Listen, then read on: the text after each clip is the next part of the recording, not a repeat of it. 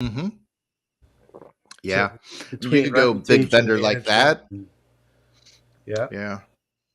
I mean, that would probably get you the most foot traffic because of how many dealerships use cars. right. Yeah, because that would Yeah, be you Dealer But Inspire, Cars.com, and Dealer Rater. but yeah, but you could even that's true too. That's true too. I More than mean, one entity. yep. and what's the name of that? Is that's cars.com? Yeah, Yeah, they cars.com. rebranded as Cars Inc. to speak to the whole group. But yeah, And who would be the chief marketing person there? uh, we could make an introduction to Jacob Alex Whitler. Better. Yeah, Yeah, or Jacob. yeah, or Alex Yeah. Vetter. Yeah, sure. Yeah. That'd be We great. know the top guys. We're lucky. That'd be great. You could even span it out where, maybe you're working with them for one day and then, jump off to, dealer. Well, they're can't say dealer inspired because that's part of cars. Yeah. If you could just get under that umbrella, that probably get you enough foot traffic and referrals, you'd Yeah, probably keep you pretty busy during the show. Yeah, I'm sure I'd be slammed if I was at the booth. Yeah. I mean, there's also Cox, but I don't You'd know how Right. almost want to take serious that. they're taking their Yeah. website business for the future. Yeah. You'd almost want to take that approach too. I'm sitting here thinking if you had your own booth, it's not something that's top of mind. Even though I guess dealerships are going through this and they're thinking about it, it's not something that they would think to go visit a booth for. But if Right. you're affiliated, or partnering or working with someone such as cars, that would be a huge advantage point. Yeah. Be a And better vantage point. there you Yeah. go. That's right. Keep that plug going. Send Nice. more cards and keep those cards and letters coming. Good to see Drew's on. He's a yo yo yo and a ho ho ho. Yeah.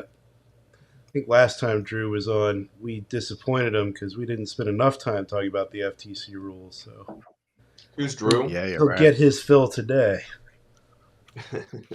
in 4 seconds. Go. Yeah, Drew's a consultant.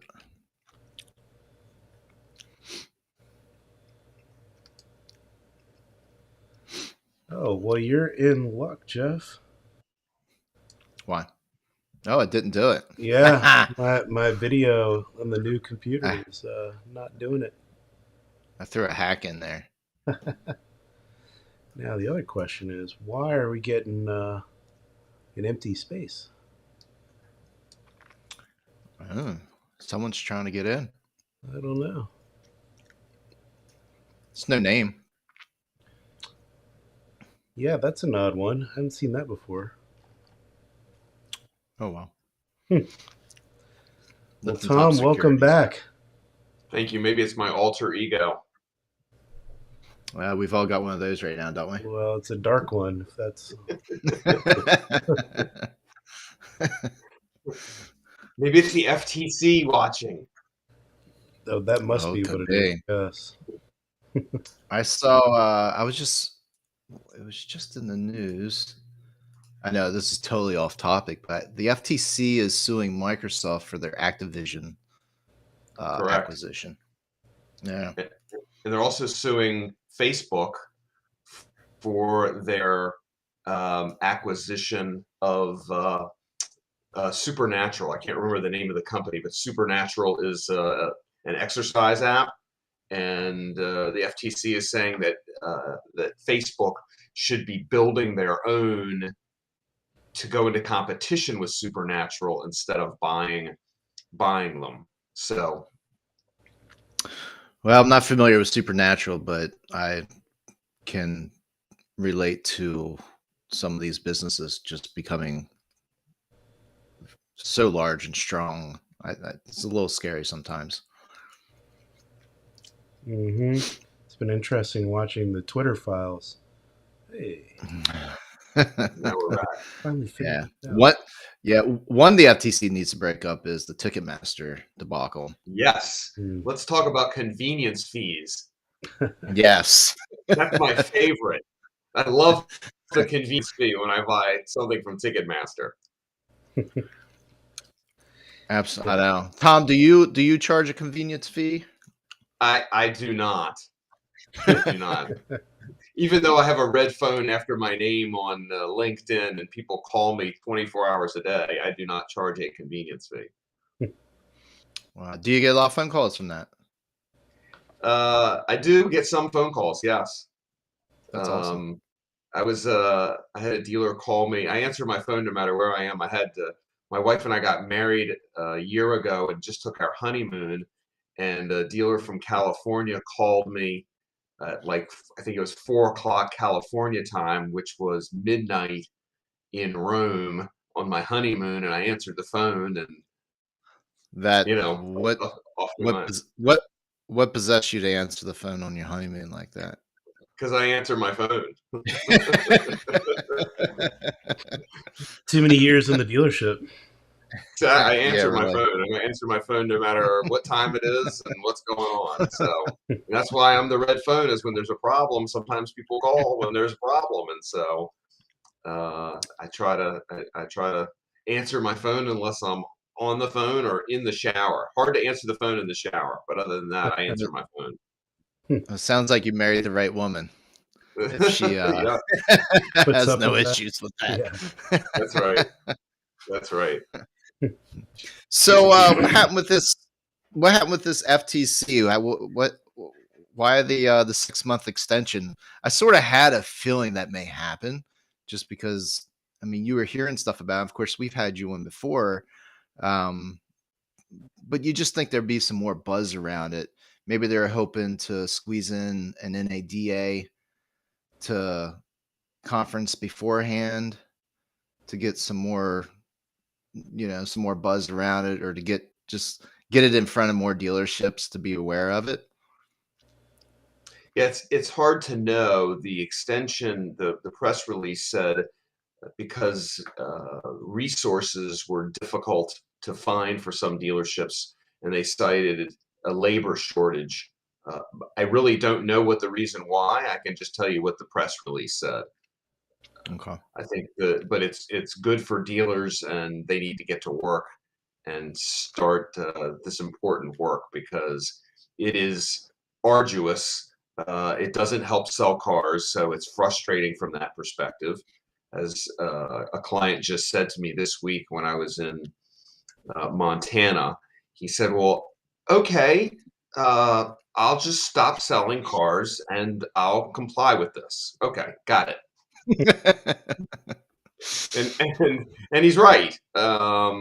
He's right. It is frustrating, and it's very detailed and requires really a deep dive to get it all right. And when I say a deep dive, I was at a dealership in Delaware, and they hadn't really started, and I got to them at about 1 o'clock on a Monday, and met till 6, and then started the next morning at 9, and by 2 the following day. So like basically 10 hours of solid meetings with every single department manager and their IT folks. It took us 10 hours to get them moving in the right direction where they were able to, kind of wrap their hands around it, figure out next steps, and start to proceed down the line. So it is a difficult thing to comply with. What's the level of seriousness that you're seeing the dealerships take? Maybe on a scale of 1 to 10, 10 being most serious. I'll give you a 1 and a 10. How's that? I talked to a dealership who said, "Oh, well, the owner says the NADA is gonna get that thrown away, so we're not gonna do anything on that." Yeah, you can always go by that, right? Yeah. So you can always go by that. It doesn't matter. This law's been around since 2003. So that's one. And then, two examples is the ones I just gave you, which is the ones who are just digging in and getting done what they need to get done. So it's but it requires concentration, just like anything else. The different part about this is, in my opinion, that in the past, dealers have been able to basically write a check and get in compliance. And this is just not one of those things. This requires, good old fashioned shoe leather. And there's just some walking around and thinking about it and putting in policies and how are we going to handle these things. So there's no one thing that you can do to knock the whole thing out. Now, there are companies out there who have software solutions, and even they will tell you that it's only 30 to 40% of the total. That if you use their total solution and use it to its full extent, you're still only going to be 40% compliant, which is better than being no percent compliant. But I think that's kind of the range. Well, Tom, Yeah, 40% sounds like there's still a lot of holes. A lot of holes. It would be good to give some background on what that all means. So we could take a step back, and I know we covered this when you were last on, but what are the FTC rules that are coming into effect in June now? They were supposed to come into effect today, but they've been extended for 6 months. So yay, we've got some more time to work on these. But if we can go through and just cite what they are, and you mentioned that they go all the way back to 2003. Then what's new, Sure. So I'll kind of take that from the top. So one very important thing is I shouldn't be able to walk into the dealership, walk up to the desk, pick up a whole armful of folders and walk out the front door. And that's a problem. So there's still dealerships that I go to that there's personally identifiable information, or PII, that is all over the desks. And the definition changed in October of 2021 for the new law, when this new law or regulations were passed, I should say, that the definition of PII has now changed. So the definition now includes home address, cell phone number, and email address. So basically an RO that has a name on it. If somebody inquires through a service scheduler, that's now considered PII and has to be encrypted. And I'll come back to that in a few minutes. But let's start with making sure there's no personal information left out on desks, computers left on with Route 1 open where I could go in and see people's credit information and all the approvals or denials. That's nothing's new from 2003 as far as that goes. What is new is what is PII, and that's changed the definition of what has to be protected. As I said, now repair orders need to be protected. Can't just leave repair orders out. You can't, anything that might have customer information, you can't leave out. So that's difficult. That's difficult, especially in the service department. That's good. I mean, closed door repair orders are always laying around. Heck, I remember when I wrote service, the repair order went up into the text box, and they were just hanging out there. I mean, anyone could walk by, and I don't know why anyone would, but we say that about a lot of different things. I mean, you might have to adopt. I've seen a service writer's desk recently. Sorry. I was going to say, like, the most of them are at a tower where things are just strewn about. But there's some Highline service departments where the service writers have glass areas, much like a sales manager might have. And that might be kind of physical change that might need to occur. Correct. Yeah, we've got separate offices, concrete wall between the two, and then glass doors all the way around. Something else, as you walk into dealerships, one thing that we did was put a security code lock system on the F&I office.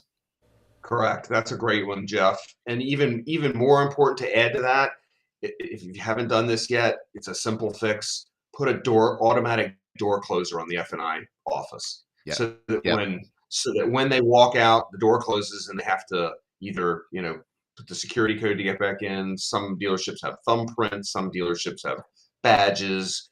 Anything that will protect all that information in the F&I office is super important as far as this goes.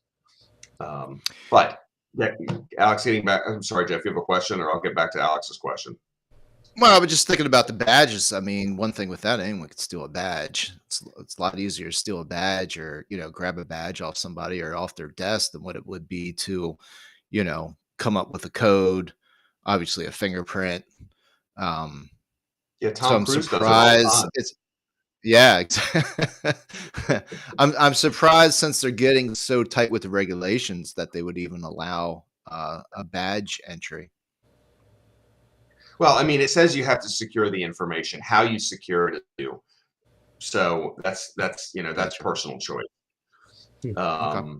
So that's the PII side. What about there's some pieces there about data itself in the digital space, right? Correct. So in the digital space, data.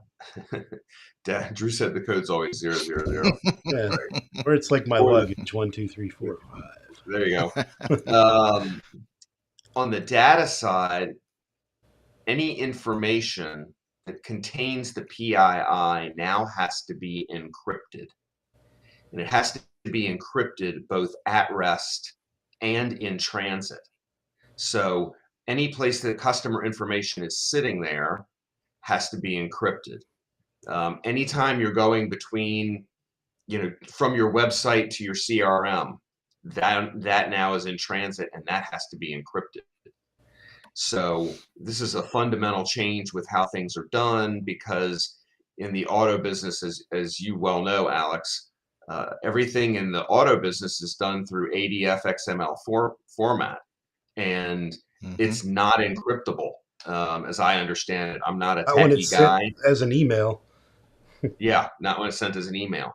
And so you can't now, and I'm glad you brought that up, you can't now send STIPs through your email to your manager. So if you're a salesman on the floor and you get a pay stub or whatever it is, you can't then forward it to your manager, because it's not encrypted and now it contains PII.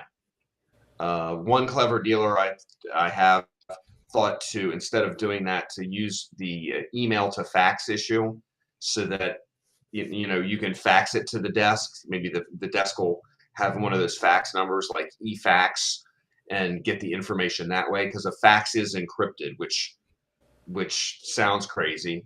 Drew says use WhatsApp for STIPs. I don't know if WhatsApp is encrypted or not. And you might as well use TikTok too in that case.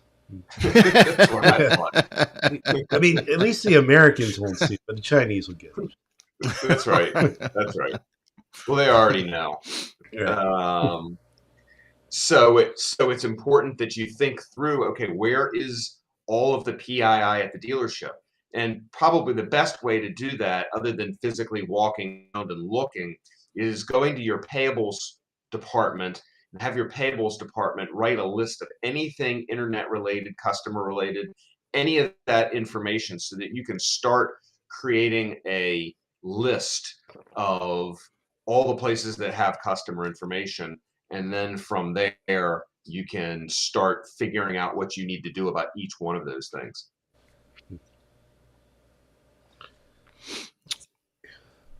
That's good. I'm going to take that little timestamp down. It was a good run there. Thank you, Tom. We'll clip that piece. I know. Every time Tom's on, I'm making notes. Yep. Yeah. So, all right. So we've got new definitions for PII and new ways that data needs to be handled.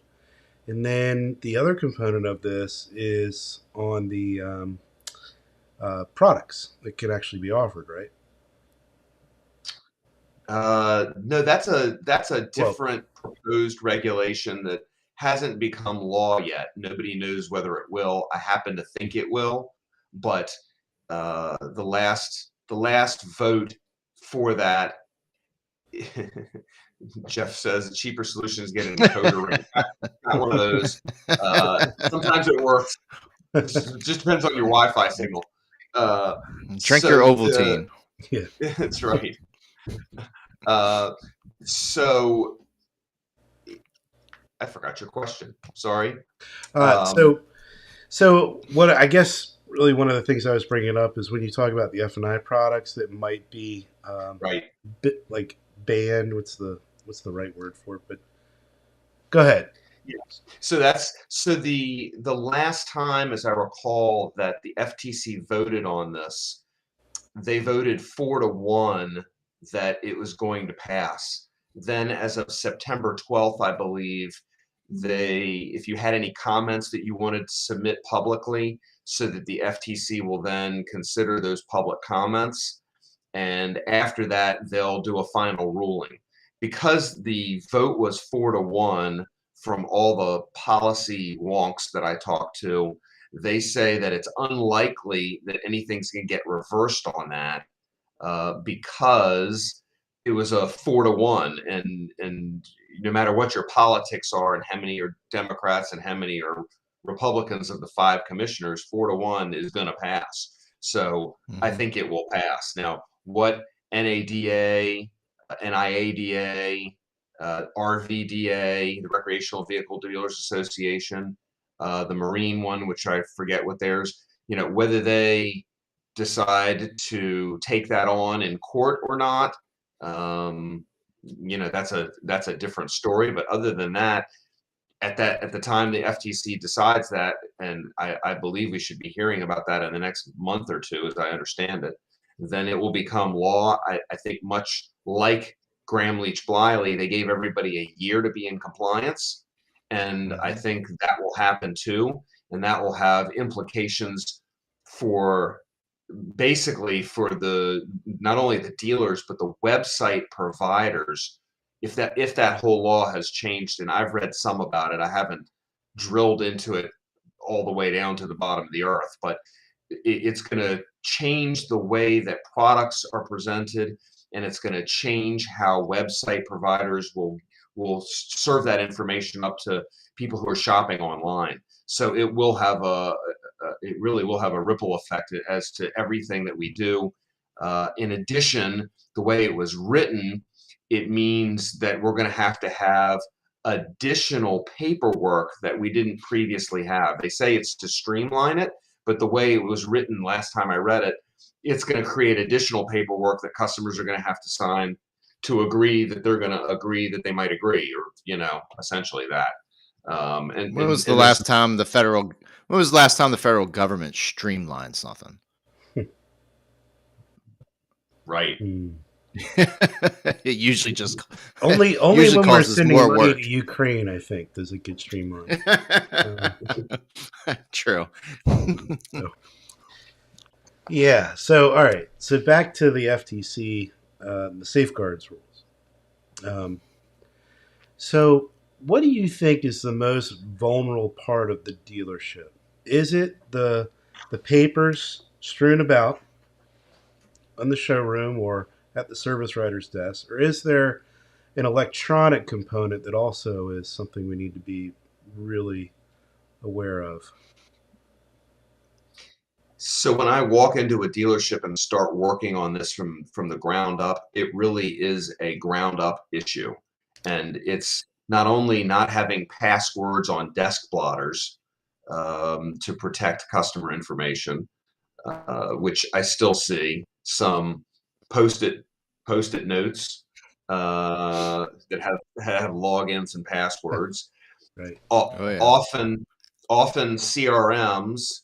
If the name of your dealership is Johnson Motors, then on some CRMs everybody uses the login name as Johnson, and then the password is always Johnson1. So that's a problem. So each person has to have their own login and password, and then somebody has to monitor and set up the fact that a nefarious salesman can't download 20,000 names on a thumb drive and then go sell it, right? And so the access has to be carefully contained. And so a good place to start is making sure that that's happening, that everybody has their own password. It's a pain in the neck because the salespeople turn over. Somebody has to be in charge of assigning them a new name, a new password to the CRM, to the DMS if they're in that, and all the rest of the apps. So that's I guess kind of part one, Alex. Part two, I would say, is making sure that there is MFA, because that's a new requirement as of June 9th of 23, that you have to have multi-factor authentication and have MFA to protect the customer information. And as Drew says, you know, and I mentioned this when I'm in there, that computers should have automatic log offs, and they say why? I said because I've seen before where a janitorial crew will steal information, steal money, steal names, and so it's got to be you've got to be protected from threats. And according to the FTC, it's both internal and external, and that would be an internal threat. And so you have to think through all these things and have a strategy. And by June of 23, you have to have a written risk assessment. So one of the changes is you were already supposed to have a risk assessment by January 10th of this year. As of June 9th of next year, you have to have that written. It has to be a written risk assessment. As of January 10th, you were already supposed to have a written information security program as to how you are going to safeguard customer information. That was something that should have been done already by January 10th of 2022. So that's kind of a long answer to your question. Well, I don't know if this coincides with this, but what happens, because we had this happen once many years ago, where a salesperson quits, they go into the CRM, and I guess they feel as if all their customers that they sold cars to were their customers, and downloaded all the customer information onto a drive and took it with them to the next dealership. How do you prevent that, and how does that fall into something like that, or is that totally separate, where that's something on the dealership level and you get a lawyer involved? Well, I think as with most problems, there's not just one solution. So I think you have to attack it a couple different ways, Jeff. Number one, I think you have to have a policy in your employee guidebook that all the data while they're at the dealership belongs to the dealership, that they are not entitled to anything, that make that very clear through your guidebook. Number two, through permissions like we were just talking about, that they don't have access to download anything they can access. Excuse me, of course, you can't prevent them from going and single printing every single customer if they're that ambitious and they want to call their customers, but setting up the permissions so they can't easily go click, click, click, click, and then download all the information. So you got to monitor that. And having some oversight so that when the employee has gone, that they are taken out of all of the electronic media so that they can't get in after they've been at another dealership. And I've seen that happen too, where somebody leaves, they forget to take them out of the CRM, and he's over at another dealership happily typing away, pulling customer information from the old employer, and having that problem occur for the old dealership. That's something that's quite common on the vendor side. Salespeople at one website company, for example, will go get a job as a salesperson at another website company. They'll take the whole client list with them. Yep. Tom, I'm So it'd be good for curious. good to say. Yeah, I think first off, I think Drew probably had quite a few cups of coffee this morning. No, I feel like he should just be on this show with us. I know, just join us, Drew.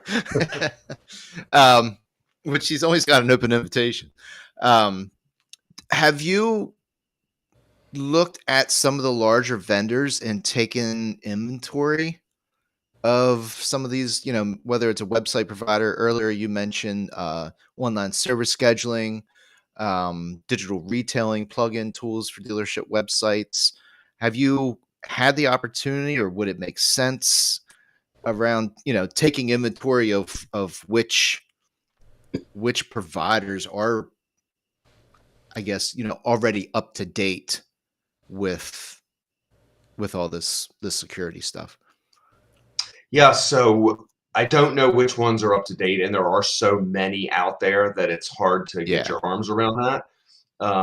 But I can tell you as an example, even CDK, as of earlier this year, I don't know where they are on this in this process, but earlier, like April, May, or June, right around I think when they were being bought out by Apollo, they didn't have an MFA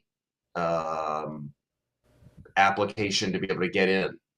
So the company is, I think they were sold for 8.1 billion.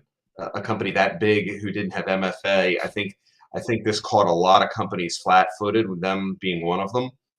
And so I see various, excuse me, various vendors in various states. But one of the vendors that dealers have to be concerned about, according to the FTC, is that the manufacturers are considered a vendor.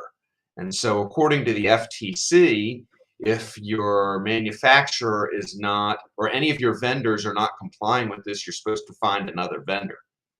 So I've been asked multiple times, what do I do if Toyota or Subaru or Chevrolet or whoever it is isn't complying? And my answer for that is you need to make sure that when you're RDRing a car, when you're doing warranty submissions, that has to be encrypted as well, because you're transmitting customer information. And what do you do if they're not, encrypting information? Well, clearly you're not getting another manufacturer. But I think to be prudent, I think, once a month you need to call up the manufacturer, say, hey, what are you guys doing about this? How are you handling it? Document that, however you're going to document it, whether it's in an electronic medium or whether it's on paper, and follow up once a month, so that if you do have a problem and the FTC comes in, that you can say, hey, look, I am complying. I obviously can't get another vendor because this is my manufacturer, but I call them once a month. Here's what they're telling me their status is. Here's what they're telling me they're going to handle that. And I think that would be satisfactory, assuming you're complying with all the rest. If you're not complying with all the rest, then it really isn't going to make any difference. But if that's, if you've got open items of which they expect you to have open items, it's a matter of whether you're being willfully compliant or willfully non-compliant at that point. So I think that's an important distinction when you're thinking about whether you should get rid of the vendor or shouldn't you. Are they trying to comply? Are they giving you a timeline for compliance? Hey, I'll be in compliance by June, by the deadline, or it may take me a month or two after that. That kind of thing.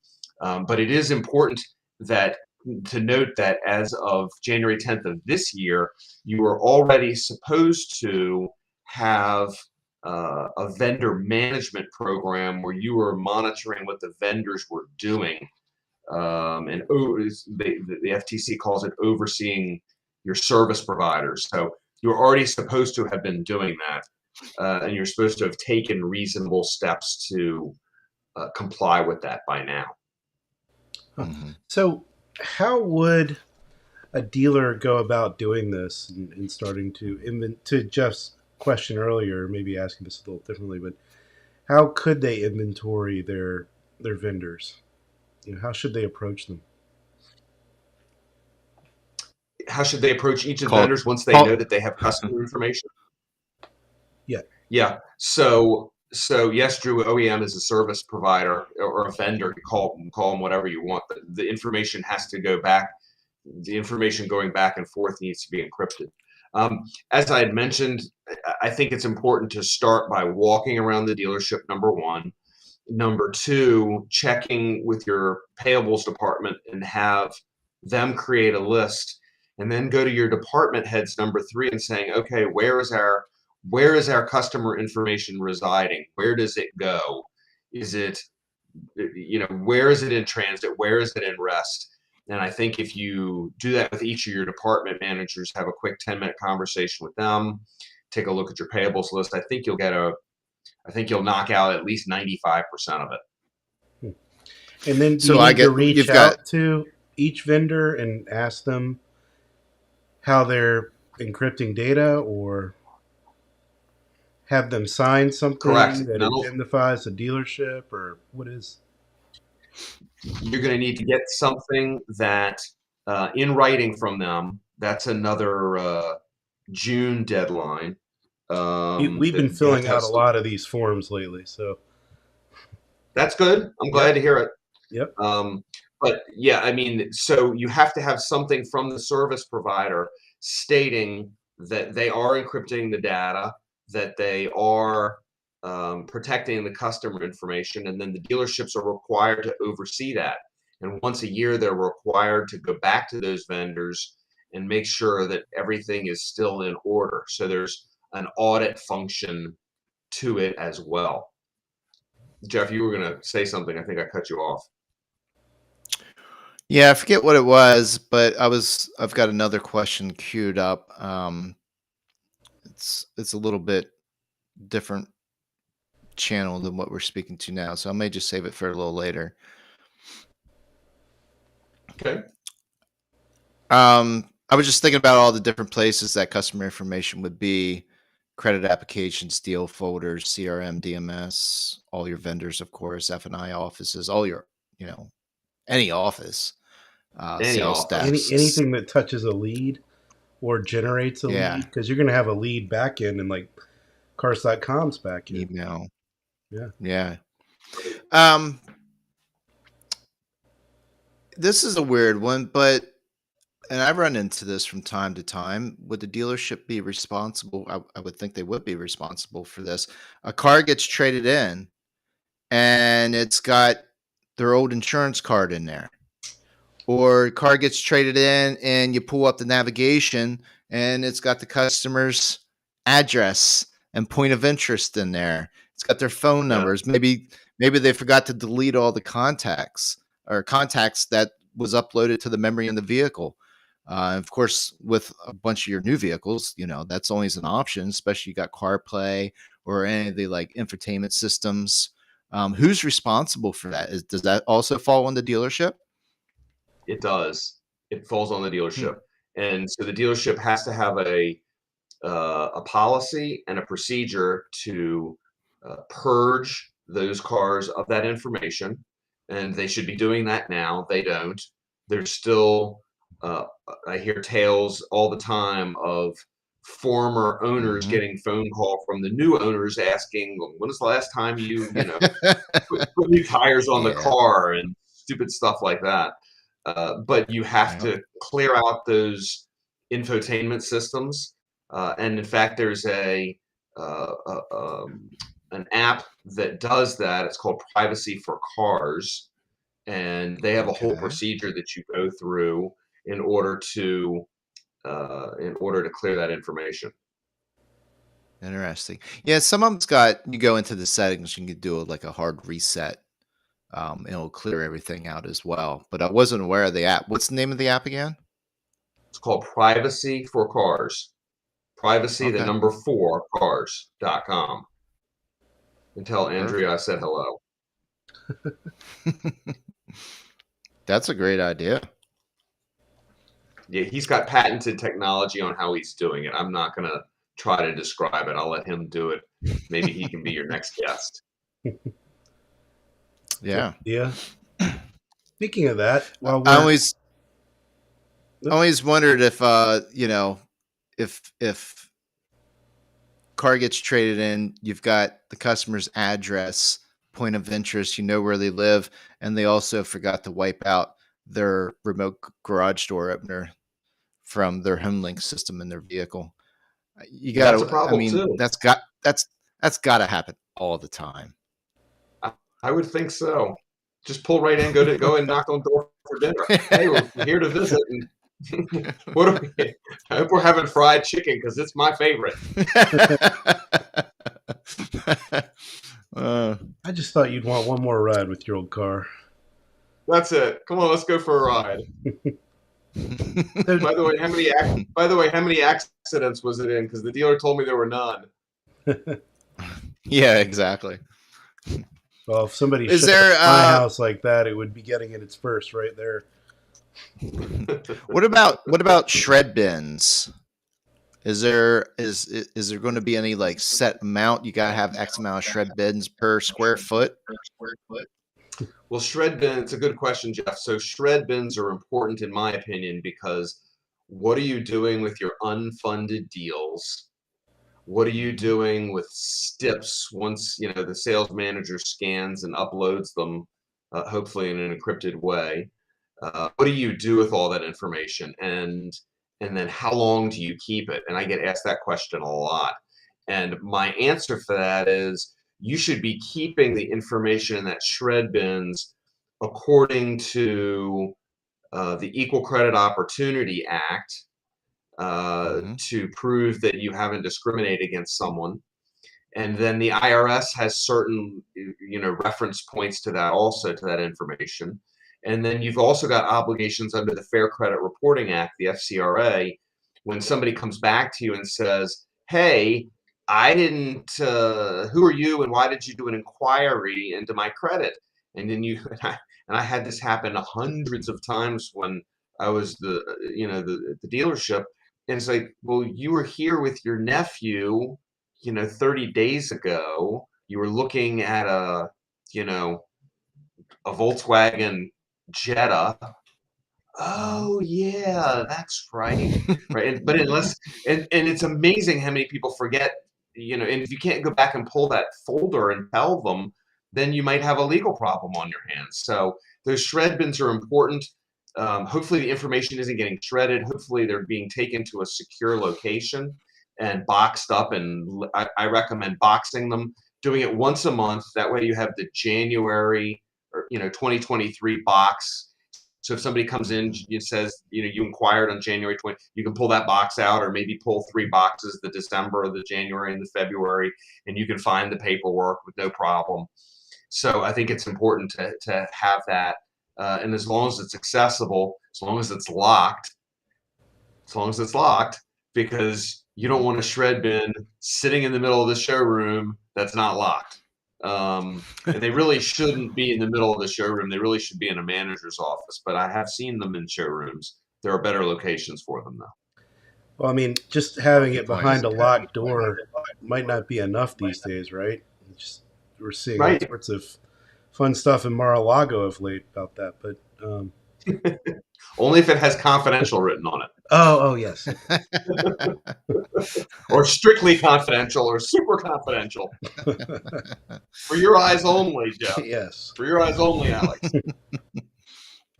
So, Tom, Alex, there's a reason we have you on here. It's because you specialize in this stuff.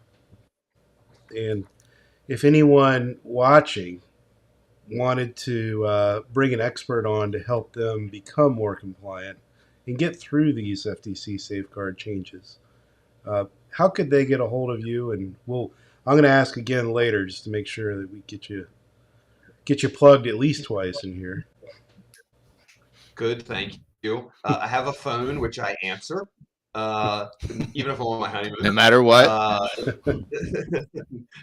Unless I'm in the shower. So you can reach me on my cell at 757-434-7656, or my email address is tomk, as in Tom Kline, tomk@bettervantagepoint.com, or through LinkedIn, through LinkedIn messaging. Those are all good ways to get me. Do we have to encrypt this now? Only if you send me your date of birth and your Do you on your website? That's what is it? Bettervantagepoint.com. Correct.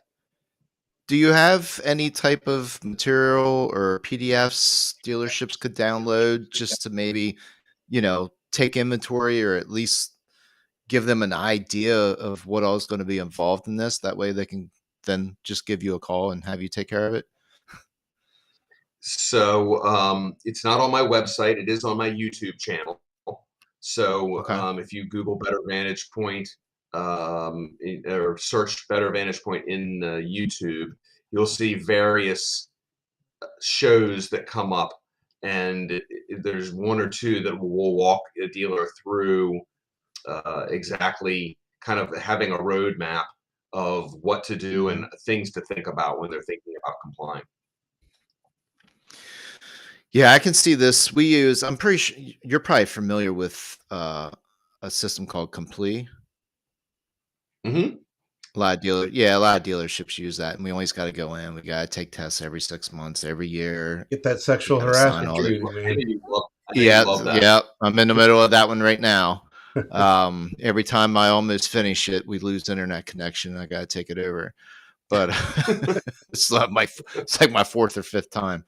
I can only imagine, this is going to add so much more to a Complete, more tests, more videos to watch to make sure everyone is following the directions, signing off on it. I would eventually say you probably even recommend some type of 6-month plan that every 6 months you go through the checklist again and, make sure everything's is up to snuff and working the way it's supposed to be working. Everyone's doing everything that they're supposed to be doing. Is that what you would recommend? Like every 6 months or every year? Well, the requirements for the new regulations is that every employee at the dealership, and I always get asked about lot attendants and technicians. Does that include lot attendants and technicians? Yes, it includes lot attendants and technicians. Every employee has to be educated every year on this stuff. And so some of those apps that I mentioned have educational components similar to Complete, where you go in, you watch a video, you might do a 5-question quiz, or you might just watch a video and you can't fast forward through the video. They make it so you can't.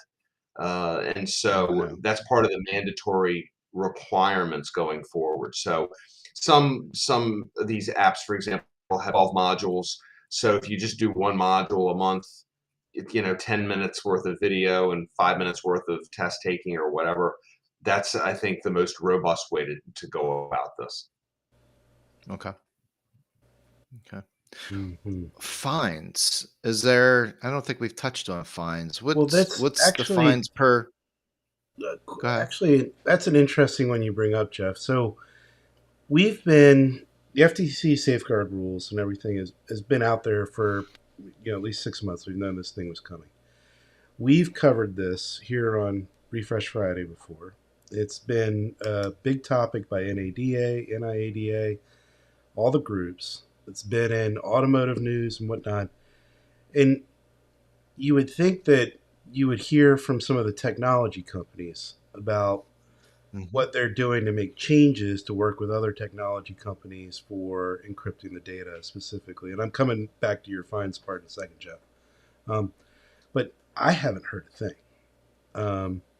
The CRM companies in particular have been very quiet. And I have to wonder if there's a tactic here in that do you wait for court cases to see what the real sticking points of these rules and how hard they're going to enforce it will be? Or because this could be a major investment, a major money spent to comply, but I don't know. So the NADA did a study and said that the average cost to comply with this was I think the number was $277,000 a year. Now that was before the FTC changed the requirements to have a chief information security officer or a CISO. You no longer have to have a CISO. You just have to have a designated individual. And in all the dealers I'm working with right now, most of those people are either the CFO or the owner. They just say, I'm going to be the designated individual, and that's that. Can't get any higher than me. I'm the buck stops with me. So it's I think that number is way high. I think that the FTC, I'm certain that the FTC has started enforcement actions outside of the auto business. I use the Cafe Press situation. You can Google FTC Cafe Press action.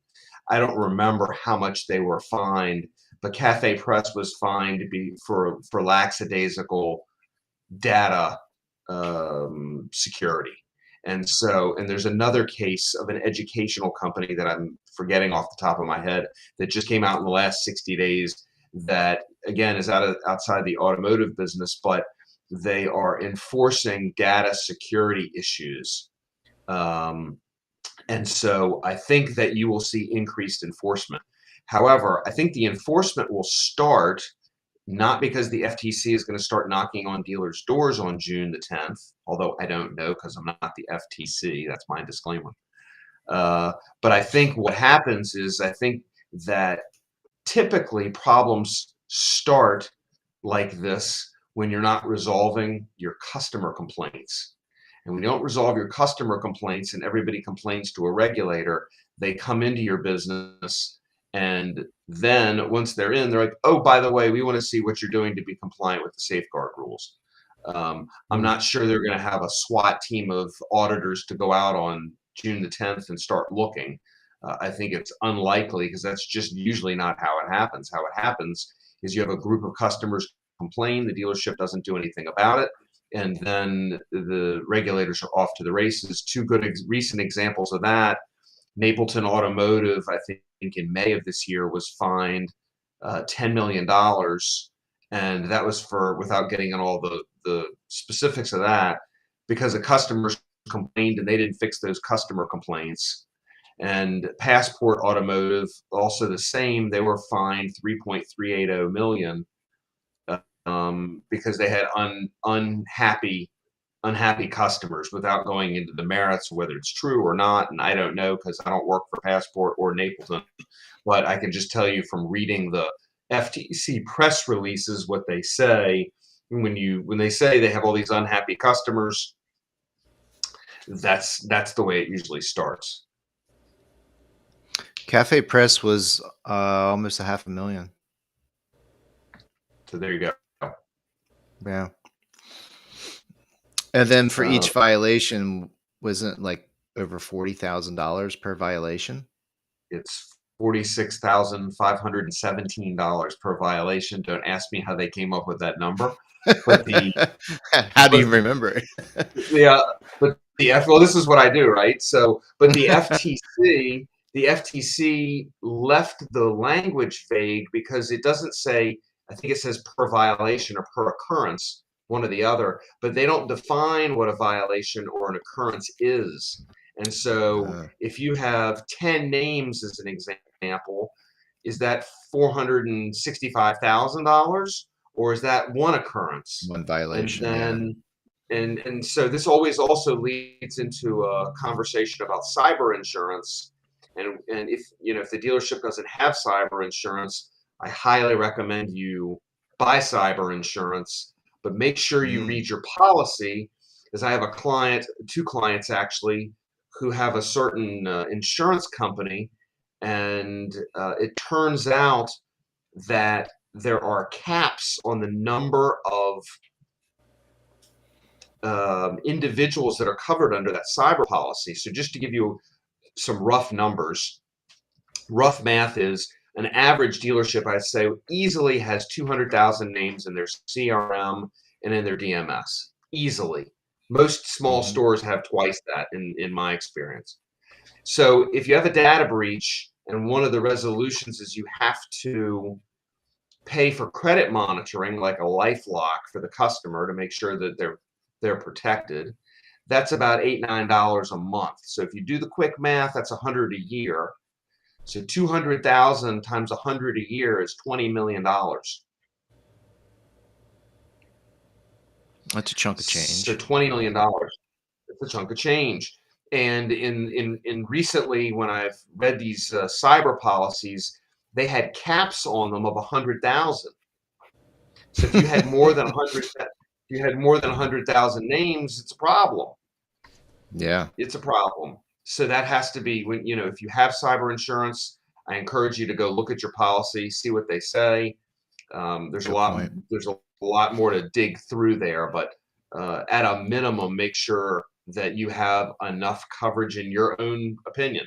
And that'll depend on what your risk tolerance is and how much risk you're willing to take on. What was the Great point. your way of explaining this one?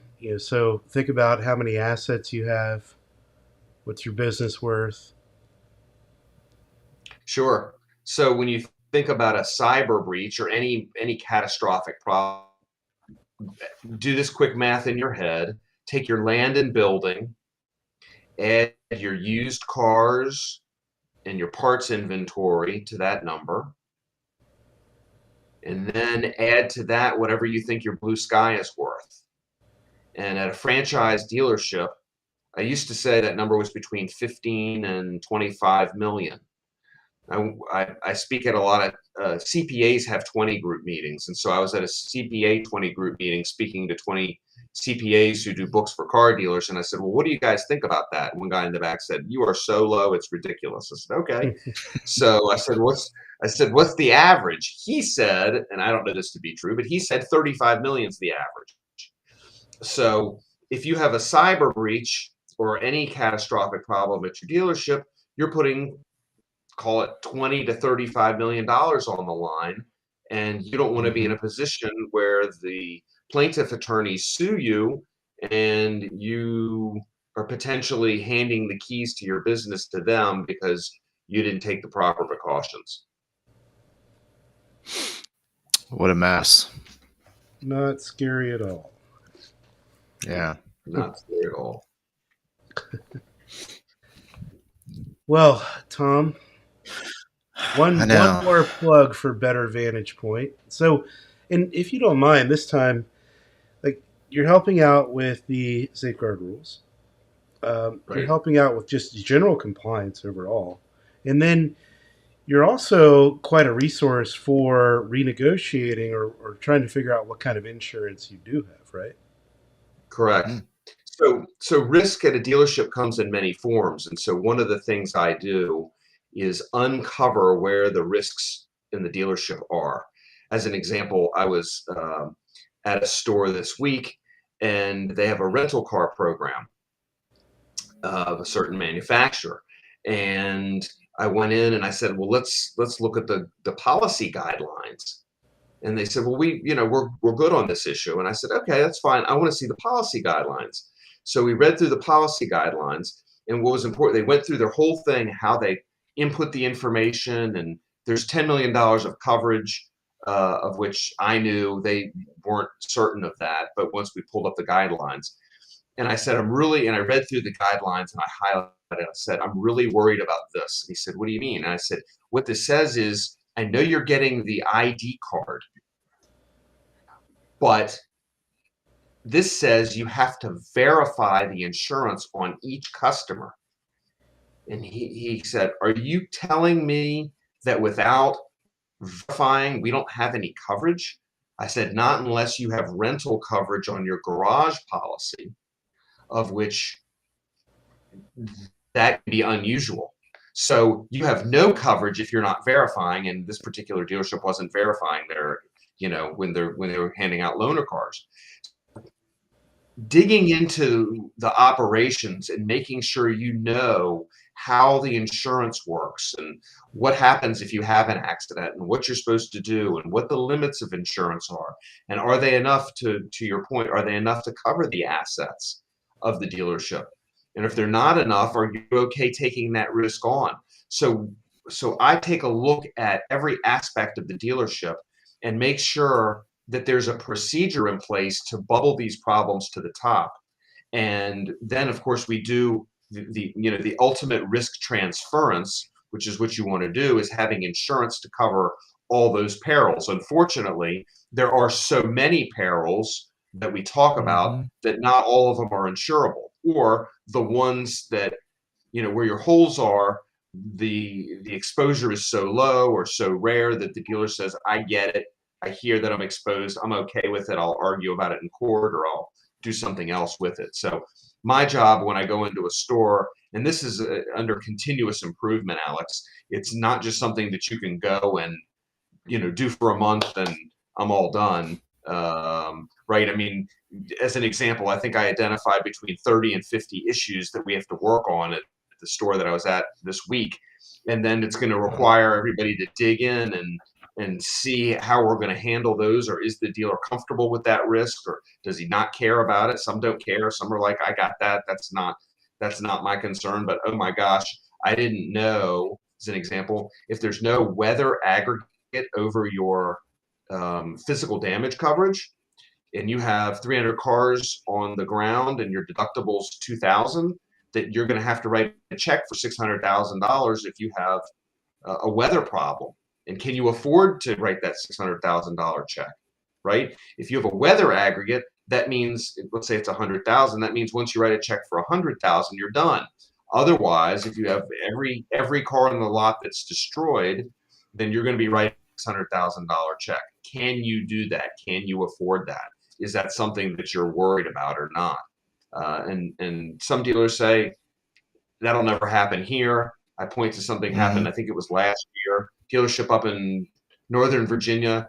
It was near a stream, and it rained hard or whatever. 35 or 33 cars got washed down the river and totaled. Yikes. I mean, things happen all the time. So it's important to know where your holes are, recognize what your risk is, and then be comfortable with that risk. So my job is to identify the risk, make sure you know that it's there, and then try to find ways to ameliorate it, but at least make sure that that you know it's there and what the potentiality is for those kinds of problems. One of the things that I've always appreciated about you, Tom, is that you're not a nag about it. Like, it's not that sometimes somebody comes in. I've had some CPAs who've done this. Like, you must, and just like, no, this is my life, not so. You're not make the recommendation and let me do it. Yeah. Yep. Exactly. Yeah, it's all for the dealer's consideration, right? My job is to bring it to light, say, here's some options of what you can do about it, and then whatever the decision is their decision, and I'll, so I've done my job as long as I pointed out what it is they can do about it and where, how they can head it off. So it's their, when their feet hit the floor in the morning, it's their risk. Ultimately, it's not mine. Tom, you gotta be a busy man. It's I stay busy, right? No doubt. No doubt. Well, Tom, I think we got you back on the calendar for June 9th, when these rules are supposed to go out again. Hopefully, maybe we get another extension. Who knows? But we will be talking when they come into effect. Very good. It's great to be here. Thank you both for having me. Always. Yes, Tom. Thank you so much. See you later. All right. Have a great week.